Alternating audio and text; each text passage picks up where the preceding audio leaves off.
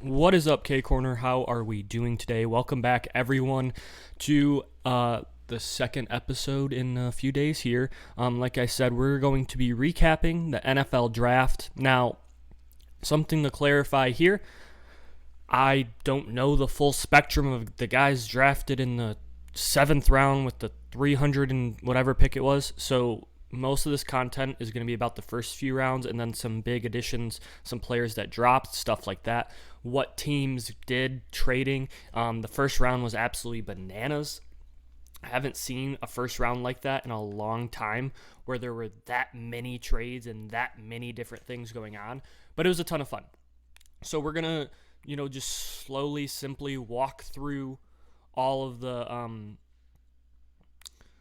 draft, and then from there, as always, you can follow me at K Corner Podcast on Twitter. I'll let you guys know all the updates. You can follow my YouTube channel, K Corner Podcast. I will be uploading the full video version on YouTube, and then I will be also uploading the audio version on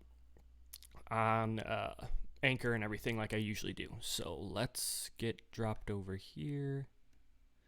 Perfect. All right. So you guys should be seeing what I'm seeing here. We're going to just go team by team, what they did, things like that. So Arizona Cardinals, where I'm currently located in the Grand Ole AZ, they traded away their first draft pick to go get Marquise Brown. So I personally don't like this. The reason why is you had to trade significant assets to move up to get a player that hasn't really shown high-end level NFL production. Now, he's a good receiver, but it sounds like the Ravens' hands were kind of tied on this as well. So there's some reports that he didn't like the run-heavy scheme that Baltimore ran, that he was demanding more targets, and he'd actually been requesting trade for a few years. So the Ravens actually went out and made a really good choice, get rid of a player who doesn't want to be there before his contract ends. Arizona got a guy with 1 year left on his contract that they're going to have to pay next year. They had to pay, what's his name? Not Julio Jones. AJ Green. They had to cut him after 1 year. And it was just like an offensive-minded kind of role. So then with their second pick in the second round, they continue to give weapons to Kyler Murray. They added another tight end, Trey McBride. He's going to add a receiving threat. He was really good at Colorado State. He can also block, help push out that tight end group with Ertz. But there's really no excuse now for Kyler Murray. I mean, they loaded up at receiver. They loaded up at tight end. They got a really good running back still there. The one thing that concerns me, though, and you can kind of see they don't select any offensive linemen until the 6th round. Lectus Smith and mostly 6th round guys at that range are usually project type guys that you hope you get 1 or 2 years starting value out of. And their line was awful last year. They didn't really invest in it in the offseason. So maybe they're hoping that they can get some big improvements. One area that I really like that they attacked is the defensive end position. One of these draft picks specifically is Myjai Sanders. Myjai Sanders is more undersized. He weighed in at like 225 or 230 at the combine, and that raised a lot of eyebrows because they're like, how can this guy be this thin and expect to play? Maybe he got by playing at Cincinnati. That's not really the vibe that I got. It sounds like there was reports that he was actually sick and battling a bug, and he had been just absolutely depleted, so it probably wasn't even in his best combine performance, and his weight went up like 15 pounds over a month later, so he kind of got back to his normal playing weight. And they got 2 DNs here. Cameron Thomas, I don't know much about him. I know he produced out of San Diego State, really high value, really high numbers, and then Myjai Sanders to, deep in that room. They've lost Chandler Jones and some of these exceptional ends. J.J. Watt's continually injured week after week, so this was a really good draft start for them. After the 3rd round, they don't have a pick to the 6th round. Got some running back depth, guard depth, cornerback depth, outside linebacker, and guard. So they kind of did invest in the O-line, but not with their top capital picks. They traded away their first rounder. I don't give draft grades. I see what they're trying to do is they really focused on improving the D-line, that couldn't really rush a passer last year, especially with J.J. Watt out. They wanted to kind of double up on that position, and they gave Kyler Murray some more weapons. But I'm concerned about how that offensive line performs in a division with so many good pass rushers in the NFC West. So moving on to Atlanta here. Atlanta made some really, really good picks early, and then I just liked kind of how they handled this draft. So they take Drake London. I probably wouldn't have grabbed Drake London just because of speed concerns. You already have a super big-bodied, physical, contested catch guy in Kyle Pitts that they drafted last year. He's more of a tight end, but he'll line up wide. And so I don't really like them going with a wide body guy here, but you can't argue with Drake London's production. Speed concerns, getting in and out of cuts concerns, are all valid, but it didn't bother him at USC. That man was a dog. Notre Dame, no one could guard him one-on-one. And this receiver room did need a ton of help, so I kind of like where they went with that pick. But like I said, you now have two extremely big-bodied receivers. I wonder if separation is going to be an eventual problem for this team, because I don't know if they have any real guys that can take the top off of defense. I don't know if they have any true separators. But Drake London is a dude. He's going to provide blocking in the game. He's going to do a lot of small things for you. And I think this was just kind of one of those best player available. We'll figure out our wide receiver room when we're trying to win, and that's not necessarily now. Arnold Abaketi. I'm not pronouncing that right. I got Arnold right, but not that one. So, edge rusher out of Penn State. He actually played at Temple for a few years and transferred over to Penn State to, raise his draft stock, and he did. Some were projecting him to go in the early first, or not in the early, but like mid to late first round, and he kind of slides a little bit. This is one of those extreme power, extreme get off on the ball, and Atlanta's been awful defensively for a really long time rushing the passer. Anyone who goes there ends up not having, doing anything. They trade him away or cut him. And so I like this fit. It's about finding really good players at this point for Atlanta. You trade away Matt Ryan, Calvin Ridley's out, at least for the year. It's about just getting really good players and helping buffer positions of need, and I really, really like this draft pick. Troy Anderson, this guy, I absolutely love his story. So if you haven't heard anything about him, so he goes to Montana State. He ends up playing running back or wide receiver his first year. Then he gets pulled to be a quarterback. And then after that, he plays 2 years at linebacker, and this man is an absolute dog. He tested exceptionally, ran a 4.45, I think, at the combine. He's big, he's fast, he's strong, he's a very nosy tackler.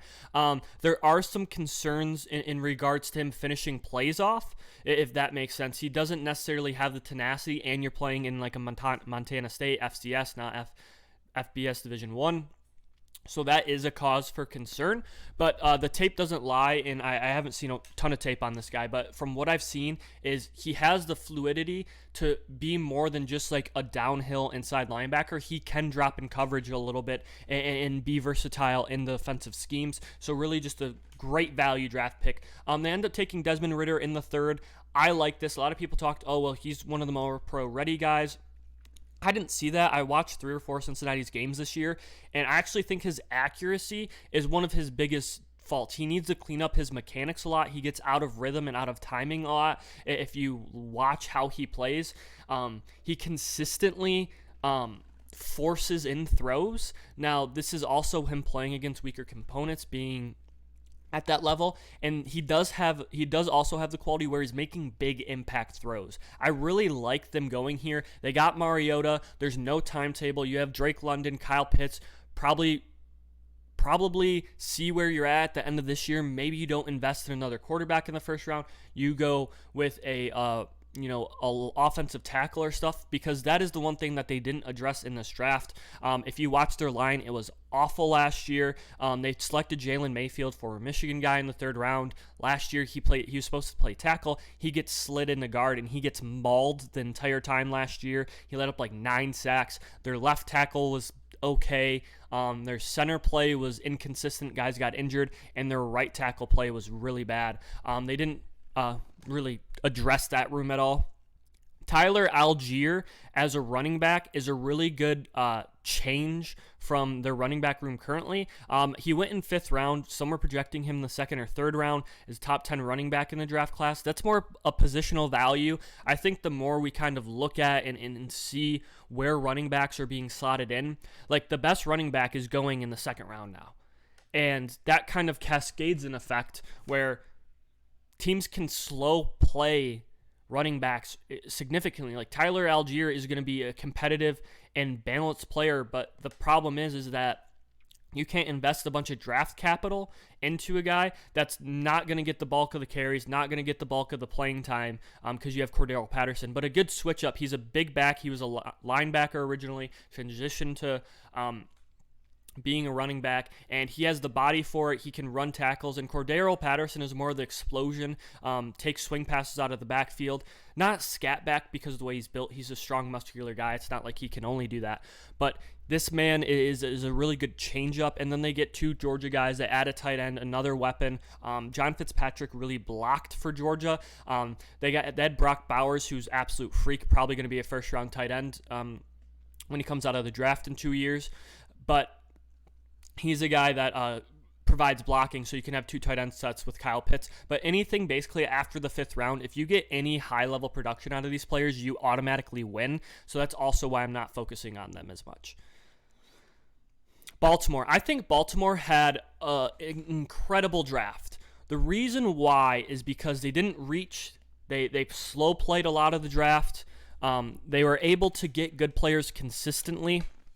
And you look at who they get. So Kyle Hamilton slides to them at 14. There's talks that his play speed isn't necessarily what it looks like, but he's going into a veteran safety in secondary room that's coming back from injury, and he isn't going to be asked to be the do-it-all player. He's going to be asked for hey, we need you in the slot to guard the tight end that isn't running a 4-4, but is running a 4-5, and you can guard a guy who's running a 4-5. Hey, we need you to play deep here and just protect the bottom half. Hey, we need you to move up into the box and play the run, because he does those things really well. He's an explosion type of player. Maybe not the top-end speed that you'd want, but he's also 6'2", like 225. He has the body more of a linebacker. So it'll be interesting to see if they play him in the box a lot more, almost as a linebacker. And see where they kind of go from there. So then in the 2nd, they get arguably the best interior lineman in the draft, Tyler Linderbaum. Now, he was originally a D-end, 2 years of high-level production on the offensive side of the ball. He is slightly undersized, not in height, but weight. And that makes him be a freak athlete, but he's probably going to have to add some weight, but he is an immediate starter. You get 2 immediate starters. Then you get David Ojabo.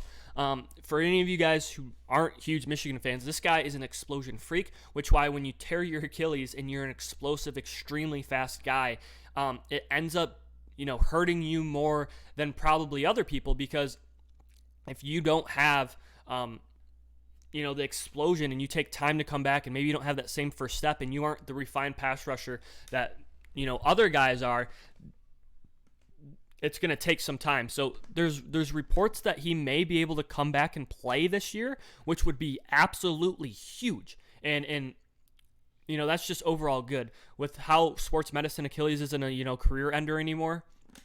But absolutely incredible decision by the Ravens. He goes in the same defensive scheme. McDonald, who was the Michigan defensive coordinator for a year, went back to Baltimore to be their defensive coordinator, and David Ojabo gets to be in the same scheme. So there's a lot of learning he doesn't have to do. So whenever he does get healthy, he'll be able to know the scheme already, and that helps him more quickly ascend through playing time. Then they get Travis Jones. If you don't know Travis Jones, by week 7 next year, you will. This man is a mountain. He played at UConn. Granted, UConn sucks at football, but this man was a difference changer. He clogged up the middle. He got after the quarterback. He can rush. And one of the big things you see here, so they worked in the trenches here. David Ojabo is listed as an outside linebacker, but he's going to be playing an edge. He's going to line up on the line. He's going to be rushing the quarterback. Travis Jones, defensive tackle, center, offensive tackle. Like, you look at how really, really good teams like Baltimore draft, they invested in the tackles and in the line. But Travis Jones is going to be incredible. Daniel Falalay, a lot of people had him, he's a possible first-round prospect. This guy's tape is a little rough. Now, in the run game, he's a road grader. He's 6'7", like 350. He's absolutely huge, and that gives him extreme run. Like you can't get around him, but he does lunge a little bit. He isn't great in pass protection. His drops are a little. He overextends because he's so long, and then he gets beat on the inside a good amount, which seems crazy with how long he is. But he overextends because he isn't the quickest guy. But I really like this draft pick. Jalen Armour-Davis from Alabama. That's a really good pick. Isaiah Likely in the 4th round, tight end. So you already have Mark Andrews, extremely skilled tight end. You now get to work Isaiah Likely, who is a pure, basically, receiver at this point. Eventually, he'll get worked into the blocking game, but you can relieve that load because Mark Andrews is such a dynamic player, and Isaiah Likely, he's going to be able to go in there and immediately impact the passing offense. Now, they did get rid of a wide receiver and didn't add one, but they did take the guy from Minnesota. They took a guy from Minnesota last year on the outside in the 1st round. I can't think of his name, but so they have some weapons there. I think they like where they're at, and they add some really good tight ends. And then you have Tyler Batty, running back. You see this kind of happening a lot. Last year, their season got decimated by injuries, not only to Lamar Jackson in the secondary, but their running back room completely had to shut down, basically. And what ended up happening is they kind of had to windmill people through, and eventually some of them played well, but you don't like seeing that. They're going to get what's his name? The OSU guy. They're going to get not Mike Weber. I want to say Mike Weber, but I know it isn't him. They're going to get the OSU running back and the second guy back. So this is a nice addition in the 3rd, add some running back depth. Baltimore had a really, really, really good draft, guys. And that's one of the marks of a good team is they always have good drafts. It's so wild how consistent they draft really good players. Cairo Lamb, first pick for Buffalo. They had to move up and get him, which sounds like they were going to miss out if they didn't. I don't know the value of trading up to get this pick, but there's a lot of good things about Cairo Lamb. So Florida guy, played in the SEC, lockdown guys. I mean, that's really, really the top end where you kind of like guys like him. I don't know there were some other secondary guys who went later in the round where Buffalo was already at that they possibly could have waited for, but they must have had this guy really high and significant after the first 2 cornerbacks to go. James Cook out of Georgia. I honestly don't really like this. Now, I think James Cook is an explosive player. He's 5'11", under 200 pounds. He has a quick burst, and if he hits a seam, he can be gone. But he isn't a true running back 1. Like, he isn't the guy that's going to get a bunch of carries. He didn't at Georgia. He doesn't have the physical body for it. Now, there's already running backs in the room over there. I think that makes him like the 4th running back on the roster, so someone will eventually get cut. But I think you look at what he does, and that's not necessarily what Buffalo needed. They needed a guy that could grind out 25 carries. They needed a bigger-bodied back. Now, obviously, the first 2 running backs off the board that you'd probably want, Kenneth Walker and Breece Hall, both went already. But James Cook is a back I feel like they already have. He's more of a pass-catching back. He's isolated. He isn't a running back 1, which is kind of a weird pick for him. I think he'll still be good, but not necessarily helping out Buffalo. They are so skilled, though, that it doesn't necessarily matter if they reach on a guy like that.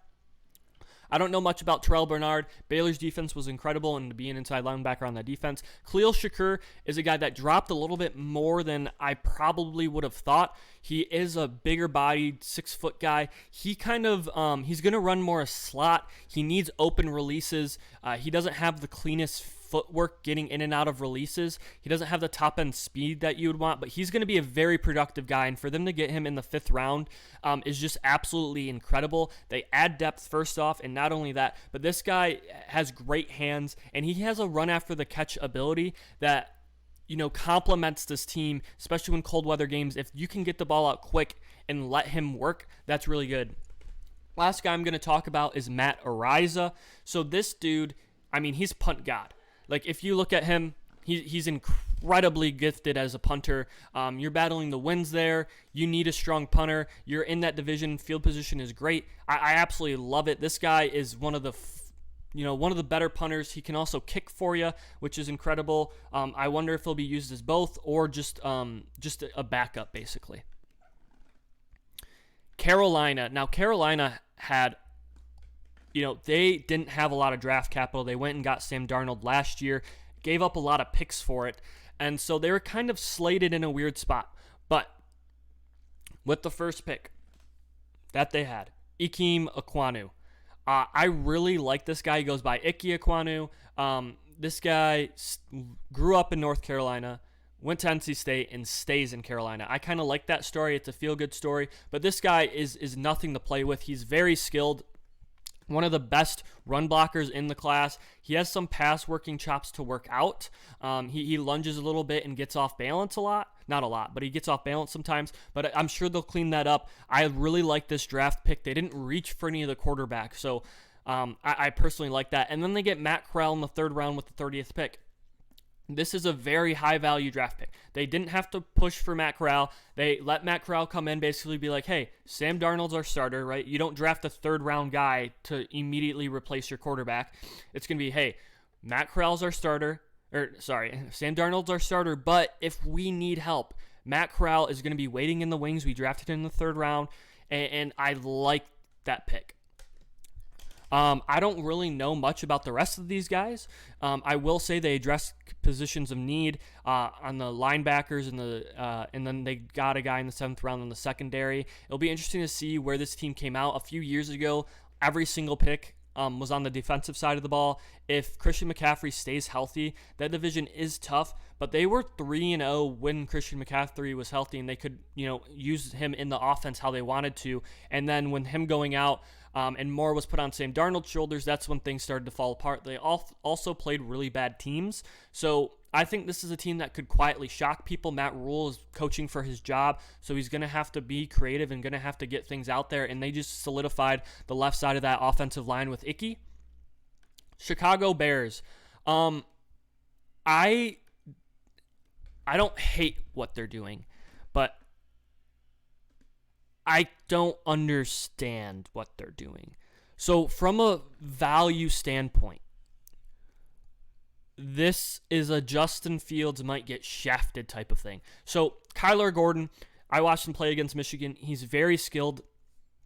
He's fast. He's quick. He can do basically everything you need to. He's 6 foot 194.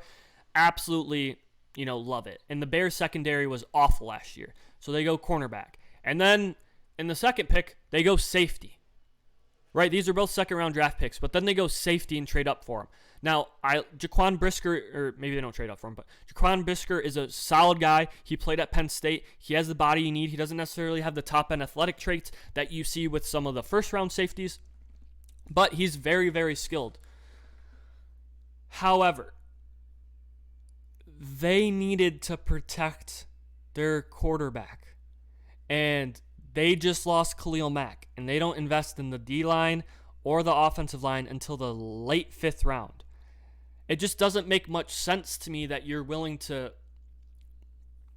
What's the best way to put it? It doesn't make much sense that you're trying to invest so much into a secondary when you just drafted a quarterback last year, moved up to get him, and you don't have a quarterback. You aren't protecting him. Now, they do get Velus Jones Jr., a transfer from USC, went to Tennessee. He's very skilled, and you're helping him out. But they didn't get a wide receiver run for this team. Darnell Mooney's still the best receiver they really have on the roster. It's an okay to middling second or wide receiver room.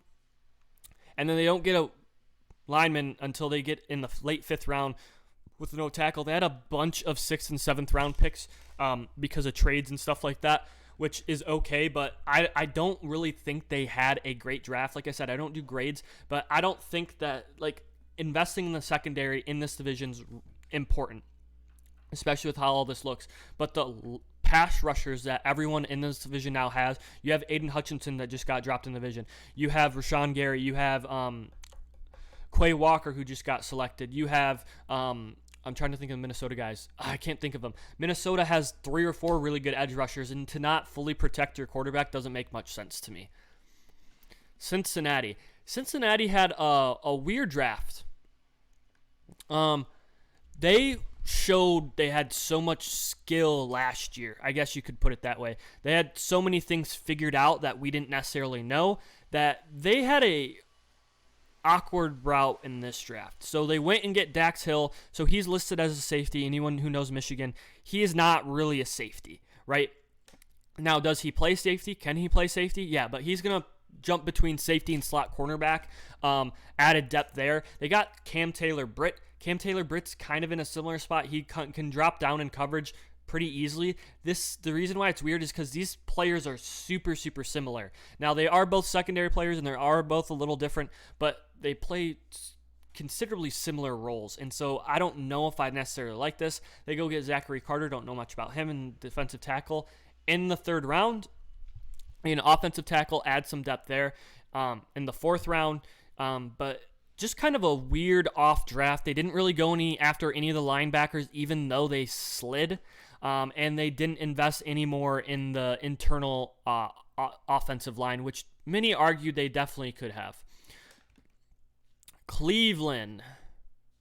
So Cleveland didn't have a first or second round draft pick, so this kind of has to be taken with a grain of salt. With what they had, though, I think they did pretty good.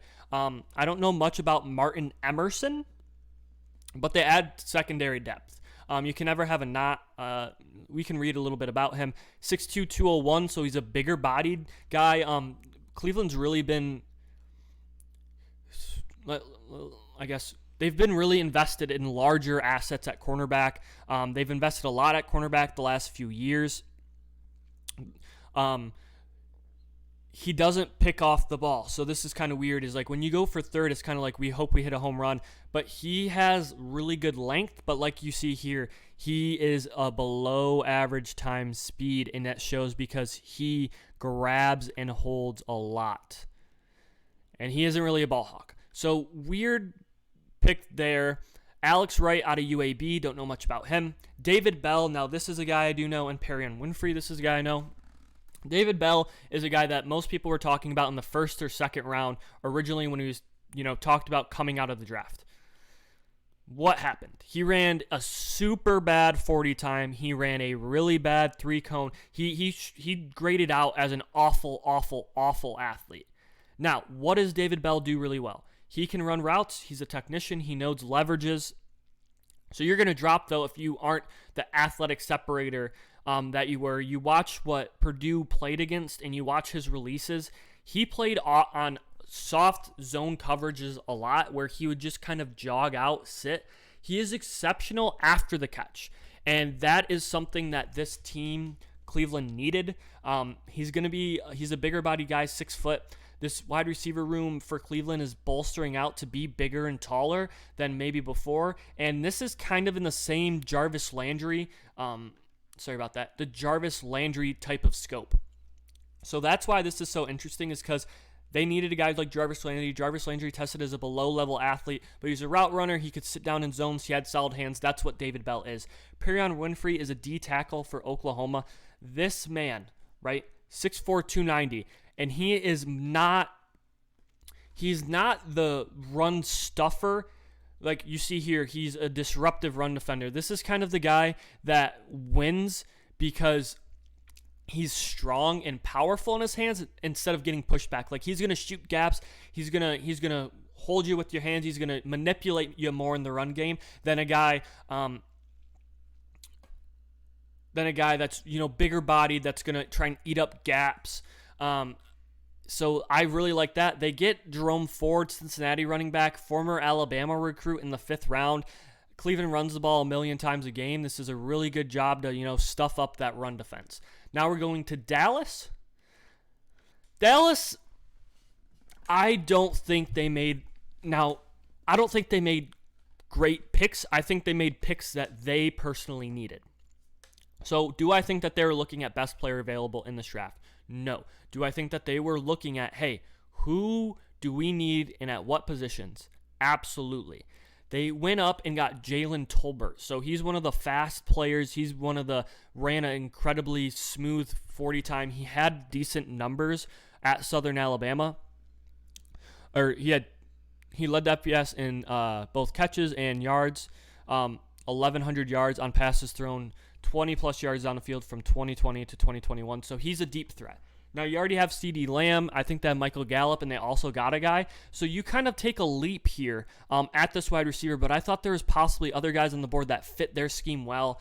He's a bit thinner. A guy that fast has to be, and they run the ball a decent bit over there in Dallas, and he isn't necessarily the running back type of blocker. Tyler Smith, I don't know anything about him, but this guy rose up draft boards for being at Tulsa, and there just isn't, or being at the Senior Bowl. And this is, hey, they needed to tackle, they needed to get a guy, and they got a guy. So hopefully it pans out.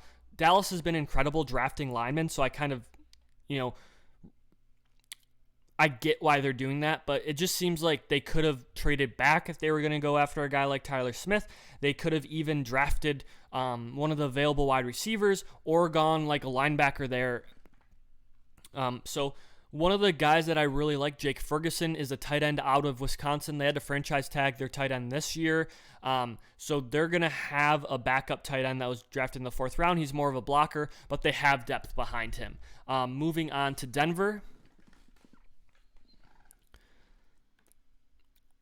So Denver didn't have their 1st-round pick. Obviously, going after Russell Wilson leads you to have to give up some draft picks, a lot.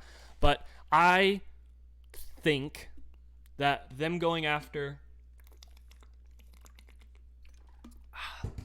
Nick Bonito was a really smart choice. I talked about, hey, this is a guy that could rise up draft boards. He didn't necessarily rise up. This is kind of where he was projected to go. But watching his tape in that division where you have athletic quarterbacks that can get out of the pocket, where you have athletic quarterbacks that can extend plays, this guy can be a spy. He can pass rush, and he pass rushes effectively, but he was used a lot in kind of a drop-in short coverage. If a running back sneaks out, you're responsible for him, but also, hey, if that quarterback escapes the pocket, you shoot at him like a missile. He has elite straight line speed. He maybe doesn't have the size that you'd necessarily want on an edge defender, but he goes into a group that already has guys available. Nick Bonito isn't going to have to be a 3-down player. He can be on pass rush situations. He can be in spy. He can do some things like drop in secondary coverage, and this makes sense to me. Bradley Chubb is already there on the DN position, and they also got Randy Gregory. So they're going to have guys ahead of him, and he can kind of be moved in there where he's going to have to worry about 2 or 3 guys chipping on him, where he's going to be put on kind of an island. Greg Dulcich, UCLA, this tight end, right, they trade away their tight end to Seattle, who's a former 1st-round draft pick out of Iowa. They needed to add depth there. They got Greg Dulcich. He's a big-bodied. He can block. He played at UCLA. One of the big reasons why UCLA upset LSU this year was because of Greg Dulcich. He can do a lot. He can he can break tackles. And one of the things that you really like about this is he not only is willing, but he loves to get nasty in the blocking game. So that's a really good pickup for him. The rest of these guys I don't recognize, and they're all 4th or 5th round guys. So I'm just kind of move on. They did what they needed to do. They got some safety depth. You would have liked to see them eventually stretch on a tackle because their line has been beat up the last few years, and they're thin. But I wonder if they're going to be looking at the free agent market to maybe grab some of those guys.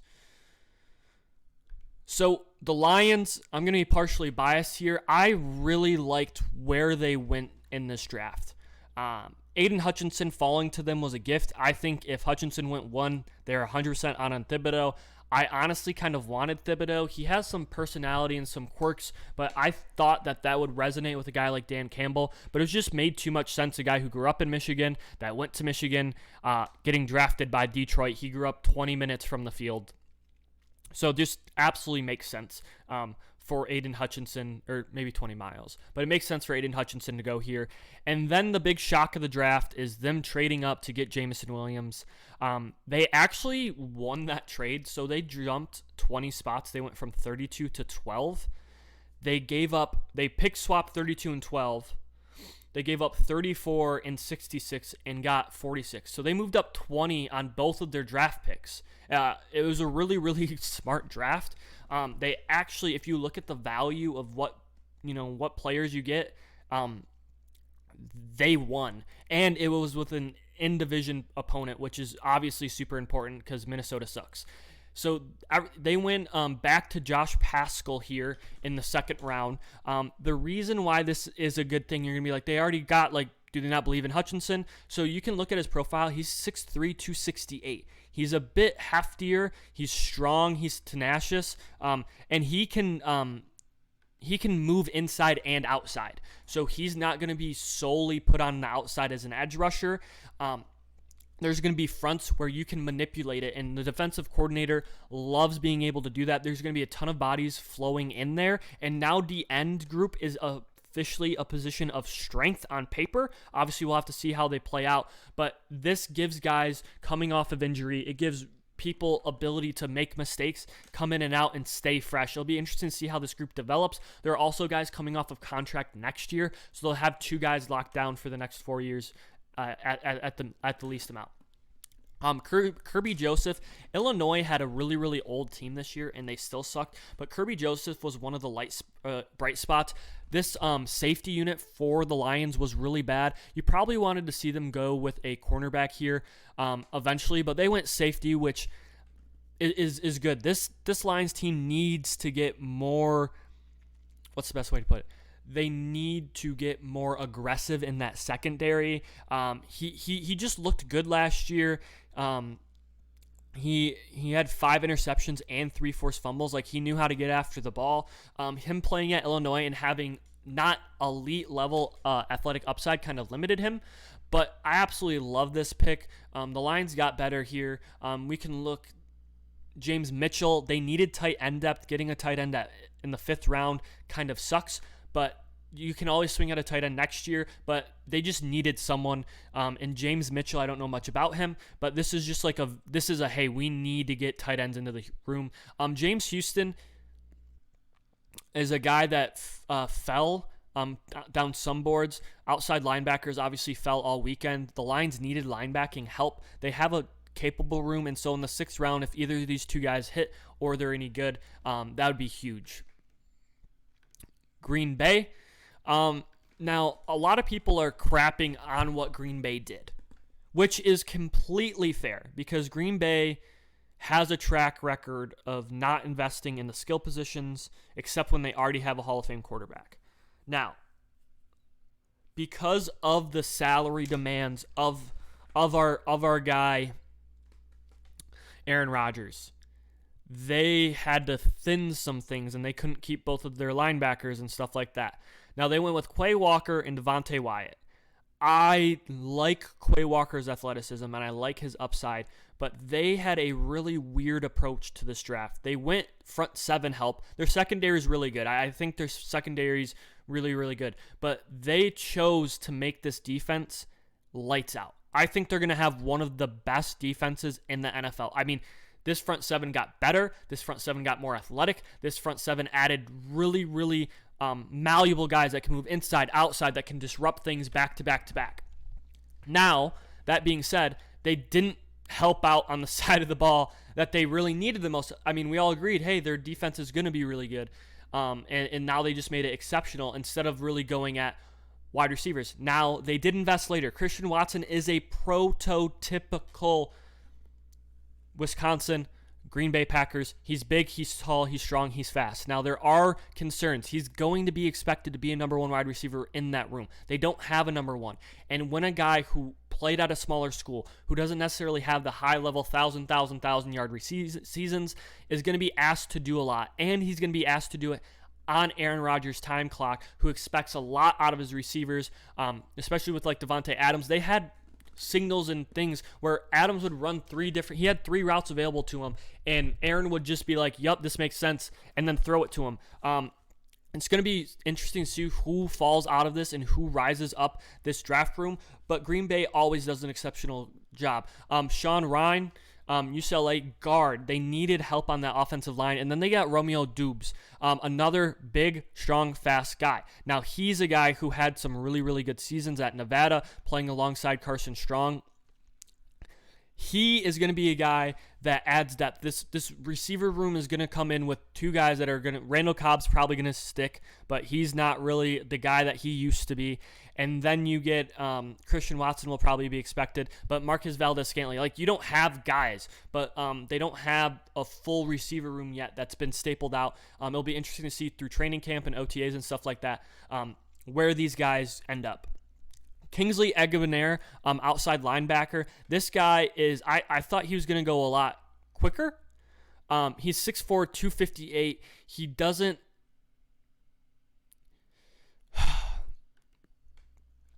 necessarily have all the tools that you want, didn't necessarily test really well, but absolutely incredible. Let me establish this. Absolutely incredible hands. He knows how to set right, and sometimes he just knocks guys back because his hands were so strong. This is a guy that could eventually contribute later in the first year and really into the second year. Really, if you look up who the Packers draft, it's tall, fast, long receivers. They never go with a sub 6 foot guy. Sammy Watkins is there. I mean, it's going to be interesting to see how all this kind of plays out, but it will be an interesting cast of players because all of them have so much athleticism that they may just be a running team this year that looks to run the ball more, use the tight ends, block, and stuff like that. Houston, I think that there's a big consensus here on what Houston did that was good and what they did that was kind of bad. So Houston gets Derek Stingley. They took the guy that has the best cornerback upside out of all of them. Sauce Gardner is probably going to be the better guy week 1, but Derek Stingley has shown the level that he can play at when he's invested.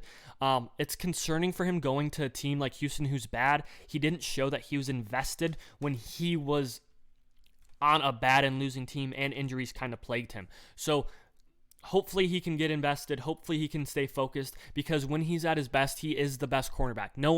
He is the best cornerback. They get Kenyon Green, a guard at 15. This O-line needed help. Maybe would have wanted them to get like a Tyler Linderbaum. If you're going to go up to get an interior offensive lineman, may as well go get the best. But Kenyon Green provides versatility to play tackle at times. He's most likely going to stick at guard, but he has the ability to shift outside, which is super, super important for a team that's so thin everywhere and guys who are going to be playing for their contract. If one guy goes down, Kenyon Green can step outside for a few weeks. Jalen Petrie in the second round.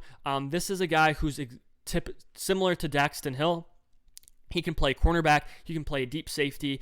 He was a leader on that Baylor team. He's long, athletic, fast. I like what they did here. They needed a lot of help in their secondary, and it's okay to just be like, all right, we're going to strengthen one group in our draft this year. And that's really what they attacked. They're like, look, we can add an offensive lineman whenever we want to, but we really need to get this secondary kind of going. And they successfully did that. Now, their secondary is going to take time to get better. You have 2 young players roaming there and a few other guys that have some core pieces, but not necessarily top-level skill.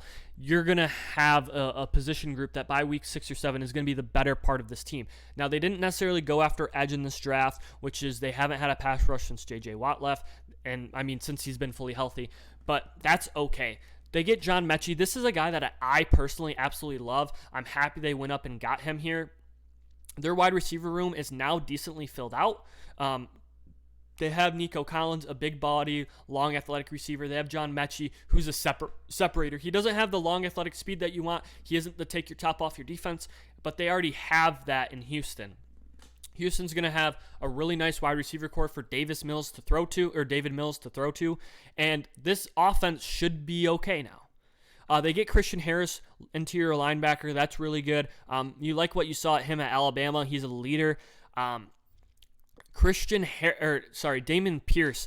This is one of the sneaky good pickups. Damon Pierce just didn't get touches at Florida. It's one of the reasons why their coach got fired is because whenever Damon Pierce touched the ball, he averaged like 6.5 yards a carry. He just never touched it. He's a bowling ball. Defenders bounce off of him. I think he's 5'10", like 215.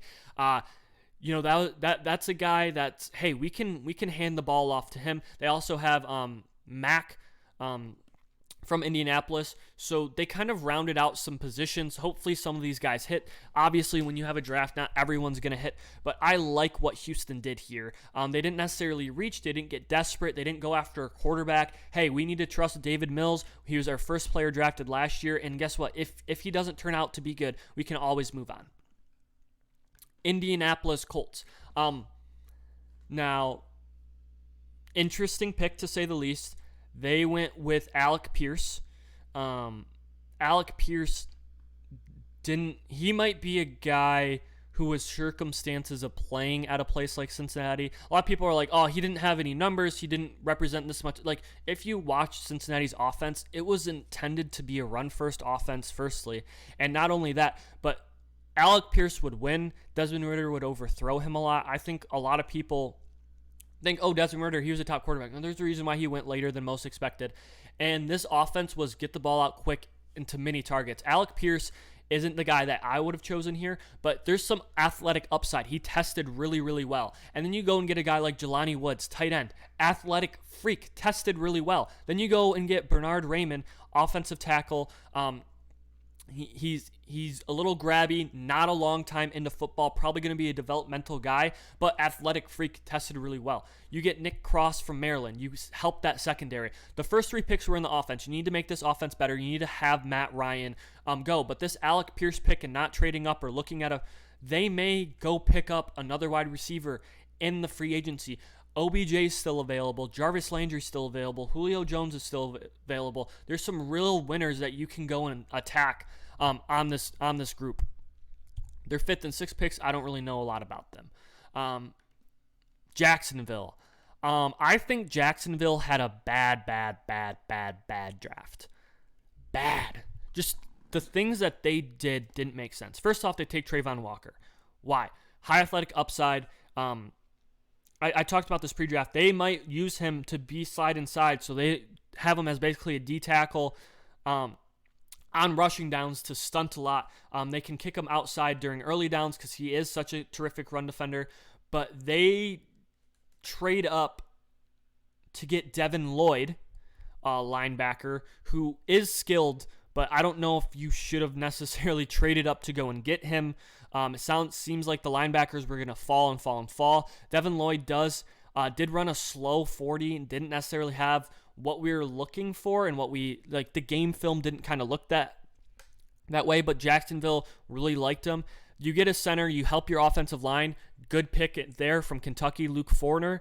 But then you go back and get Chad Muma, who's another interior linebacker. It just seems like it's a scattered brain approach over there. You could have added to the defensive tackle room. You could have added to the offensive side of the ball, not necessarily running back, but get another receiver in there. But it just felt off that you went linebacker and Muma, 2nd and 3rd round. You had Ole Miss running back. I liked Snoop Conner. Ole Miss ran the ball more than you kind of expect to when you think of Matt Corral and who their coach is, Lane Kiffin. But they run the ball and they established it. I liked what you saw out of this guy. He might not have the prototypical build of a running back. He's a little small, but he can get up and down, and he can be used in a bunch of different ways that they don't necessarily have. Jacksonville has smaller backs. Etienne and him are both coming off of injury. They have a short yardage back to kind of stuff up into some holes. Kansas City won. I mean, how do they get away with getting this many good players? They get Trent McDuffie. Now, some people are really concerned about Trent's size. He's 5'11", 193, and had some shorter arms.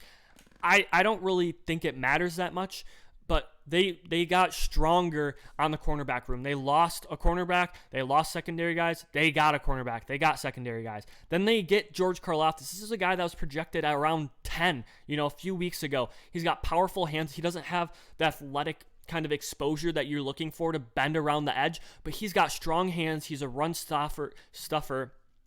And he's going to win by pass and rip moves. And you have Frank Clark coming back unless they cut him. But I just really like that they were able to get George Karlaftis. And then in the second round, they get Sky Moore. Sky Moore is an instant separator. He's not going to replace everything Tyreek Hill did. You can't replace a Tyreek Hill.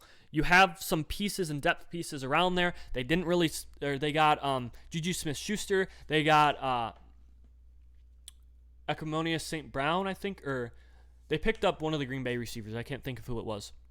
But this receiver room is now fully fledged out. And then they didn't re-sign Tyrann Mathieu. They go and get Brian Cook, a safety who played for a really good team. And then they get Leo Chenal. This guy is scheme dependent, so there was some concerns that could he do a lot of the things that he did at Wisconsin, who runs a heavy blitz package for their linebackers, who run blitzes, pass blitzes, doesn't really have them drop in coverage a lot, but he's running downhill. This guy's fast. He's smart. He has so many different things that he can go for him. This defense got significantly better. The first 5 picks were on the defensive side of the ball. That is a team that knows what it's doing.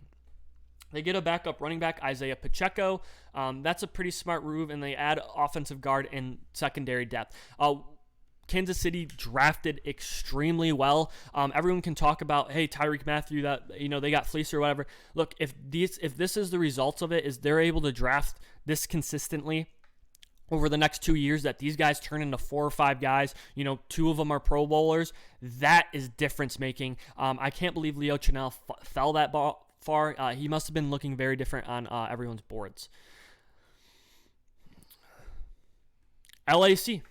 The Los Angeles Chargers, Zion Johnson, first-round guy. They kind of reached on a guard here, but their goal, hey, protect. They've done that in the last 2 drafts now. Protect our boy. They get Jamari Sailor. I think he's another guard tackle kind of guy. I think he's going to pan out and be a really good 6th-round draft pick. He protected really well for Georgia all year. You get a safety in JT Woods, adding depth to that secondary. You get a running back after losing Justin Jackson. That was a Northwestern guy. I like Isaiah Spiller. His 40s and athletic profile scared everyone, but you have the athletic freak Austin Eckler that can do all the catching. Isaiah Spiller is going to be your big back that can break tackles. He has a huge body. There's levels of production. I think running back is one of the tougher positions to track, because some guys who didn't get a lot of carries in college because their offense ran a certain way, they can run completely different sets for LAC. This is one of those years that they have to win, though, and there are some concerns that they didn't get a tackle, tight end, inside linebacker, defensive end, but they themselves seem to feel okay with there. I'm surprised they didn't get one of the pass rushers to pair up with Bosa, but just to add depth. But they have Khalil Mack. They'll be okay. LA Rams. So this is a team that just doesn't draft, and when they do draft, they're not really great. They have a bunch of 6th and 5th, and hopefully they hit on one of them. They grabbed Kyron Williams. This is another running back who's 40 time and everything. Everyone thought, oh, he's going to run like a slower 40 time. No, it was dead slow. Like, it was an almost undraftable 40 time. It was shocking that they kind of got him here. But if there's one thing we know, they already have Cam Akers. He's going to be much better than he was last year. This offensive line got better. Logan Bruce, whenever you can draft a guy from Wisconsin, I absolutely love it. He's a mauler. He's a big guy. These Wisconsin teams, they may not be able to pass block exceptionally well, but this Rams team run the same zone-heavy scheme that Wisconsin does, and that translates immediately. Don't be surprised if he slides in right away. They added some secondary help. We know that this team is going to invest and make their team better in free agency, and these draft picks just need to be not backbreaking. Last year they had some bad draft picks that kind of hurt them. They still won a championship, so we'll see how everything kind of pans out for them. Las Vegas, they traded away all of their guys. One of the impressive things is there's three first-round draft picks that the Raiders had, and they didn't pick up the 5th-year option on anyone. Josh Jacobs, Clelin Ferrell, and who's the other guy? Is one of the safeties. Jonathan Abrams, maybe? They didn't pick up any of them. So I have 3 first-round draft picks, and they're not extending any of them, or they're going to look to extend them in other ways, but they didn't pick up their 5th-year option. They grab a running back, Zamir White. I think Zamir White's a better running back than James Cook. James Cook has the boom potential, I guess you could say, but this guy's the more traditional. I can actually carry a load. He's 6 foot, 214, like I said. They add some internal line. This offensive line is so bad, like so bad. They got two guys. Thayer Mumford is a guy that originally at the start of the year, people were talking about, hey, this could be a 3rd or 4th round guy. He didn't really play up to it. So it'll be important for him to kind of figure it out. But this team didn't have a lot to get. They needed to just add depth. And when you look at D tackle, they got better. They needed to get better. But this draft wasn't really super important. Las Vegas made a lot of investments in the offseason, getting Devontae Adams and getting guys in general. So absolutely love to see it. Miami, same thing. They invested in the offseason. They didn't necessarily have the draft picks. I mean, originally they had 1 million draft picks, and we were like, oh, they're gonna be able to do it. They go out, get a bunch of guys. Channing Tyndale is a guy that I really, really, really like. This Georgia team, I mean, I think everyone on their defense got drafted. It's actually crazy, but he's 6'2", 230. He's fast. He's strong. He's big. This was a kind of a late-round steal for Miami defense that kind of struggled this year. They add Eric Kanma, haven't really heard of him in a wide receiver room. Maybe a bigger-bodied guy. Yeah, 6'2", 209. This is hey, our guys are pretty small, thin. Let's go get a guy who's bigger-bodied that can go up and compete. But other than that, yeah. Minnesota, you see who they draft. Louis Sine, Andrew Booth, Ed Ingram, Brian Asamoah, Akaib Evans. You're like, oh, they had a good draft. They traded twice within the division and let guys go up and get wide receivers on a team that had a struggling secondary for the last 3 years. They let the Lions trade up to get Jameson Williams. They let the Packers trade up to get Christian Watson. It didn't really make sense, being honest, but they got really good players. Louis Sine, athletic freak. For most people, he was safety 2. Obviously, he falls a little bit later, but this is a guy that can help in the run game. He's strong, athletic, and super, super fast. Andrew Booth is a guy that I guess people had some concerns with, but this guy is just, he wins. He wins by being physical. He wins by dropping into coverage. I just didn't understand why people were so quick to kind of jump ship on him. I really, really like what this guy's able to do. So I think them getting both of these guys is huge. They get a guard, Ed Ingram. This LSU team sucked. Ed Ingram was one of the bright spots. That offensive line wasn't very good, but like I said, he was very good. Brian Asamoah, interior linebacker. These are all huge needs. They get Tai Chandler. Now, this is a guy that I absolutely love. Every year Cook is injured, and they have a really good offensive line, and they run the ball pretty well without him. But Tai Chandler is a guy who is big, strong, fast, and athletic, just like everyone else that kind of comes out of North Carolina recently. And so I just absolutely love this pick. And them, going up and getting him. They get Jalen Nailor, too. They kind of round out this receiver room with a guy who's thin. He's going to be your deep threat. You have Justin Jefferson, who can be a deep threat, but he's more of a separate wide receiver route running. And Jalen Nailor, I mean, he's really good hands, really strong, really fast. They call him Speedy Nailor. I like what this dude, deep crosses, deep go balls. It's a good guy for Kirk Cousins to kind of throw to. They added both defensive. I think this team's going to be good. So like I said, they got really good players, but they traded back and let in-division opponents get really good players too, which doesn't make sense. But Louis Sine and Andrew Booth are huge. The secondary is going to be vastly improved just by adding those two people. Cole Strange, UT Chattanooga, and Taekwon Thornton. I mean, people always get really, what's the best way to put it?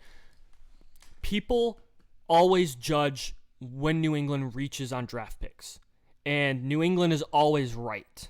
So, I'm not going to judge this Cole Strange draft pick. Now, is the problem the fact that they had availability in the second round to get this guy? Yes. And in the third round to get this guy? Yes. But he was super high on their boards, and the way they approach drafting is if they think they can have a bona fide star, even if it takes 2 or 3 years, and they want to get him, they always attack him. They refuse to let anyone else even possibly ever get him. And it's a weird way to do it, but if you're that in on someone and they've done it year after year, it makes sense. They also weren't going to draft a first-round wide receiver. N'Keal Harriott sucked. But they get Taekwon Thornton. He's 6'2", 181. He is super fast. He ran one of the best 40 times out there.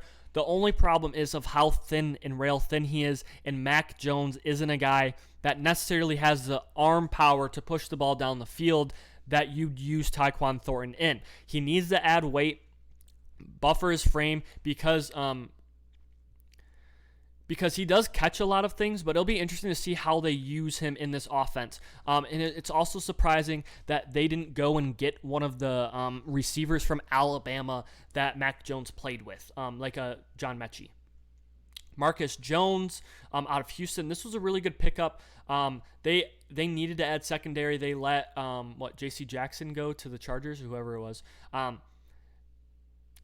They get a really good one, and then they double it up with Jack Jones from Arizona State. They get another running back. I think they have 900 running backs. These guys draft running backs a million times over. Bailey Zappi was actually a dude who basically almost set and broke Joe Burrow's records for passing touchdowns and yards. He had a really good and really successful year at Western Kentucky. I'd say this is a guy.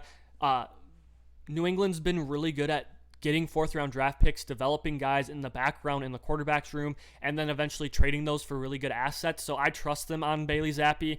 He didn't play in a real offense, so he's going to have to learn a full playbook. But he has arm strength. He has accuracy. He just needs to, get more exposure on running a real offense. And as always, they select a Michigan guy, Andrew Stuber, offensive guard. Late rounds, New England has selected a Michigan player like 5 out of the last 6 drafts or something crazy like that. So if there's ever a prop bet on that, or any of you guys who are draft specialists, you guys should look to see. Let's see how long we're at. We're at just over an hour. We have a handful of teams left. We're going to try and go a little bit quicker here. I am sorry this is taking so long. But New Orleans, everyone was like, "Oh, they're gonna trade up and they're gonna get a quarterback." No, they went and get Chris Olave right after. They go and get Chris Olave, a deep threat, deep ball winner. Right after Garrett Wilson goes. There's some speculation that maybe they wanted Garrett Wilson originally and they got beat out for it, but absolutely a great draft pick here. Chris Olave is a good player. Maybe they drafted and went up too much to go get him, but fantastic player. Trevor Penning, they trade up to get him too. I like it. They needed help on that offensive line. This is definitely a need. They have a second-round cornerback in Alontae Taylor, adding depth. Tennessee has produced, and their defense was really good. I don't really know much about DeMarco Jackson or Jordan Jackson from Air Force. The Giants. The Giants had a spectacular draft. Kayvon Thibodeau, he kind of seems like a Giants player. And I don't mean that disrespectfully. I mean that truthfully. They go and get Evan Neal, offensive tackle. For some people, they got the number one edge, number one tackle in the board. There are some restraints, and that's why they fell, but love it. They go and get Wan'Dale Robinson. This was a bit of a stretch. I would have liked them to add a different player here, but they went and get him for one reason only. I think Kadarius Toney is on his way out because this is a 5'8" guy that's kind of going to be a slot jitterbug. Get him the ball in space, let him make some guys miss. So I found that kind of interesting that they went there so early, but he has high athletic upside. He runs fast. He's quick, clean, and he can make jump cuts as you can't believe. They add guard. They add tight end. They're loading up offensively, and then in the later rounds, they really focused on adding some depth at safety, D tackle, linebacker. I like Micah McFadden, by the way, Indiana guy. He isn't really a supreme athlete, but he's smart and a really tremendous player. Wouldn't be surprised if at some point in time they figure that out. Ahmad Gardner, Sauce Gardner won. The dude didn't let up a touchdown. He's a freak, athletic, smart, great with his hands, long. He's just a tremendous player. Then they go and get Garrett Wilson. Garrett Wilson is a freak athlete. Everyone's like, oh, well, he was never the best receiver on his team. It's like, yeah, because you had Chris Olave and Jackson Smith and Jigba. It's like, just because they didn't throw him the ball. This guy is a contested catch king. and he can separate, and he can run deep routes. So is he literally, I don't see a flaw in his game. Some people are like, well, his production is there. Shut the hell up. Just watch him. Oh, the stats. Just watch this guy go and run. Watch him win jump catches. Watch him snag balls out of the air. Watch him block. Watch him do a million things. They didn't go to him a lot, only because he wasn't one of those guys who requested that it goes to him a lot. I think they should have thrown the ball more to him, and I think he would have had higher numbers, but they separated it out over a bunch of different people. They get Jermaine Johnson, trade up to get him. That was a spectacular move. Spectacular move. Absolutely stupendous choice here. Jermaine Johnson is a guy that was formerly at Georgia, can win with his hands. He doesn't get off the ball quickly, which is one of the concerns, but this guy is a tremendous pick. Breece Hall, guys. Breece Hall, running back 1. They drafted a running back last year, Michael Carter. They got Breece Hall. They're going to have a tremendous 1-2 punch out of the backfield. This offense might be decently scary.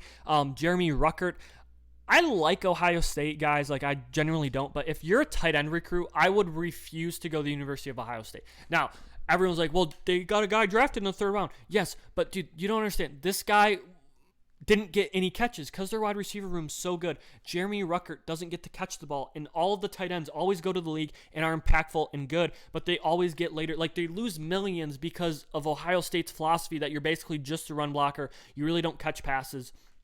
They don't look for you in the red zone. It's really weird. But I really like that pickup. They were like, hey, we need offensive line. We need weapons for our offense to work. They added a great cornerback, great wide receiver, great DN, great running back, great tight end. They take a tackle and another DN later in the draft in the 4th round. They killed it. They absolutely did a great job. Them not taking a 1st or 2nd round tackle, obviously when they had a bunch of opportunities, leads me to believe that Mekhi Becton is still going to play there, that he's going to come back from injury. They did get Max Mitchell in the later rounds. Maybe it's because he might be injured, but there were some rumors that Mekhi Becton wouldn't be with the Jets. I don't think those are true. Philadelphia, obviously the A.J. Brown trade, paying him $20 million a year. They needed weapons. My only fault, I cannot,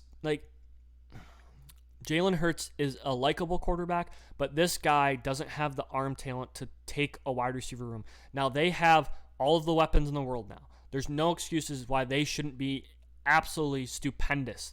And they did a good job investing in their defense. So Jordan Davis next to Fletcher Cox. This is going to be an absolutely incredible front 4. Like, you can't, I don't know if you'll be able to run the ball. Looking at Dallas, the Giants, the Commanders, I don't know if they'll literally be able to run the ball against this team. They're going to be eating up so much space. You are concerned that he won't develop a pass rush, but it's going to be focused on Fletcher Cox in the middle. So you can't double team both of them because you have edge rushers too, and he knows how to stunt and manipulate guys. So it's going to be scary. And Nakobe Dean obviously slid and fell in this draft. Now, there's a lot of talk about, well, why did that happen? I'd want him anyway. There's talks that he might never be able to play football necessarily. He might be out for a year and a half recovering, that he might never able to go full contact, that it's going to be pain every time he hits. I still like getting him in your organization. He's a smart player. He's a good player. And he played with Jordan Davis, so he knows a lot of that. They got Cam Jurgens. Cam Jurgens is a guy from Nebraska. Nebraska hasn't really produced at the level that they used to when it comes in terms of draft picks, but Cam Jurgens is one of these guys, former walk-on. He is 6'3", 303. He can play guard. He can play center. They have Jason Kelsey there still. And I think this is his eventual replacement, but he can play and he has position versatility. Pittsburgh, I think they did good drafting other positions. I don't like them drafting Pickett. I don't think Kenny Pickett was that good. I was actually reading a podcast or listening to a podcast, and they brought up a great point. It's like, if Kenny Pickett doesn't have COVID, if COVID doesn't hit and he doesn't get a 5th year, he literally is an undrafted free agent, and no other quarterback went high.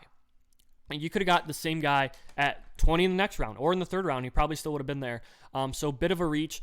And you have Mitch Trubisky. So Kenny Pickett was the most QB ready guy. So now you're going to have a playoff competition between him and Trubisky just to add depth. It just doesn't make sense. Their second pick, George Pickens, I absolutely love it. Pittsburgh has been tremendous at getting guys round after round in the wide receiver room. Juju Smith-Schuster's gone. He's a big, strong, fast guy. This is a guy I actually would have liked the Lions to end up, staying at and getting, but they already have a guy like DJ Chark. But DeMarvin Leal, DN, some people had him going in the second round. I like his build. Texas A&M is tremendous at getting guy, but he can't bend corners, but he at times is so powerful and can misstep you and has pass rush moves.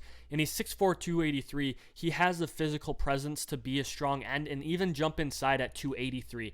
Calvin Austin III, this is one of those little jitterbug guys that you use out of the backfield to get consistent pressure, consistent touches. Maybe used as a punt returner more so than a wide receiver. Pittsburgh's been looking for that for a long while now. Connor Hayward, this was the most make sense pick of all time. Connor Hayward is a guy whose brother plays for the team. What's his name? Caleb, or it starts with a C. I can't ever remember it. Colin. Yeah. So Connor Hayward goes there. He's going to be used as a tight end light fullback. There was actually talks. Former Michigan player plays tight end for Pittsburgh. So the number one tight end, Pat Freiermuth, is a guy they drafted last year. He's obviously going to be an impactful guy, starter. And then there's a backup for them from Michigan. He's basically solidified himself as number 2. So Connor Hayward's going to be a third tight end when they probably need it, if he doesn't get cut, and a special teamer most likely. Seattle. So we're on the last few picks here, last few teams. It is funny. So for a long time, there's basically this joke that, hey, Seattle refuses to draft linemen. And that was one of the things that Russell Wilson's camp was pissed off about is, hey, you guys never draft linemen. Russell has to run for his life. They immediately get it. It also means that Geno Smith and Drew Lock are the starters. They could have gone quarterback here. They could have gone quarterback in the second round, and they didn't even select one. So they want to see how the position plays out. If they struggle this year, if they lose a bunch of games, they'll select one next year. Boye Mafe, a lot of people projecting him first round. I didn't see it, but he has an athletic upside through the roof. He's strong. He didn't play football for a long time, and this DN outside linebackers group needed to get better, and they got better.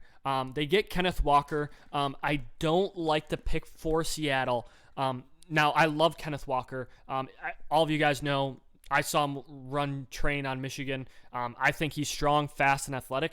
I'm just surprised that he went to Seattle, where there's already running backs rooms. There's Chris Carson, Rashad Penny. It looks like they're going to be moving on from one of those. Most likely, you don't select a guy Kenneth Walker's caliber without cutting one of those other guys, or maybe even looking for a trade. But Kenneth Walker is strong. He's fast. He can't catch the ball out of the backfield, and he's playing against another bad offensive line, which makes it similar to his time at MSU. Now, the one thing that I hope, and the one thing I'm going to nitpick your guy, everyone, MSU fans, if you're listening, he tends to bounce runs a lot. Now, at MSU, he had to. Their offensive line wasn't very good, and he needed to bounce runs a lot. It became a habit by the end of the season is he sometimes would jitterbug in holes and not hit them. I really hope that he can get out of that kind of tendency and start really dominating holes a little bit, because he's strong enough to run through defenders, but he'd rather run around them, and that's something that he needs to add to his game to be a highly, highly, highly productive guy instead of just a very good back at the next level. They get Kobe Bryant, and then they get the best testing Tariq Woolen, UTSA cornerback. Kobe Bryant is a guy that played opposite of Sauce Gardner, so he got attacked a lot, and he did really, really good. He had interceptions. He was productive, and when you can hold up against guys at that caliber, and teams really trying to throw at you because they refuse to throw the other way, I think this is a great pickup in the 4th round. Tariq Woolen is, hey, this guy has an athletic upside. He was a receiver transformed into cornerback. He's going to run the world out of you, but he needs time to develop. You draft a guy ahead of him, so he knows that he's not expected to do much. That secondary is already decent, so he's not going to be thrown to the fires. But he can be a guy that, hey, you have a 6'5", hey, this guy isn't going to necessarily know, but that guy isn't a tremendous route runner, and so he can body him because he has athletic traits. Rutgers get a guy drafted here. Tyrek Smith from Ohio State went. Ohio State really didn't do great on the defensive front seven in this draft, which is going to probably change eventually.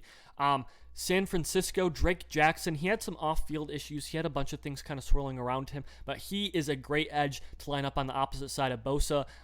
He doesn't necessarily have the production, but he has the physical traits that everyone likes.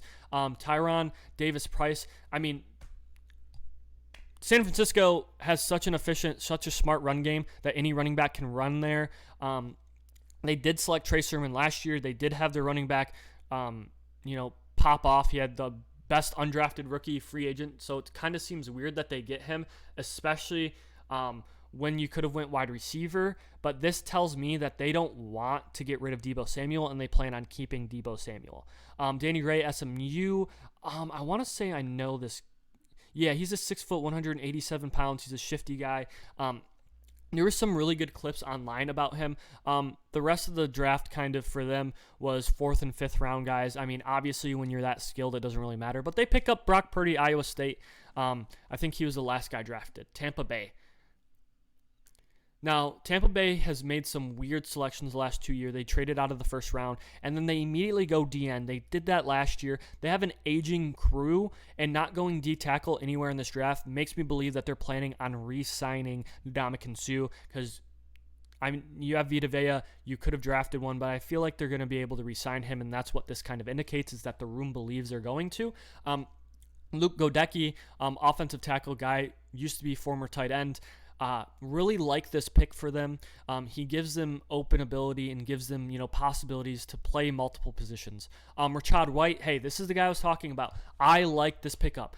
I was actually thinking to myself, like, hey, Tampa Bay might want a guy like Rachaad White, because you have Lenny, playoff Lenny, who's good at catching the ball in the backfield, but isn't quite explosive.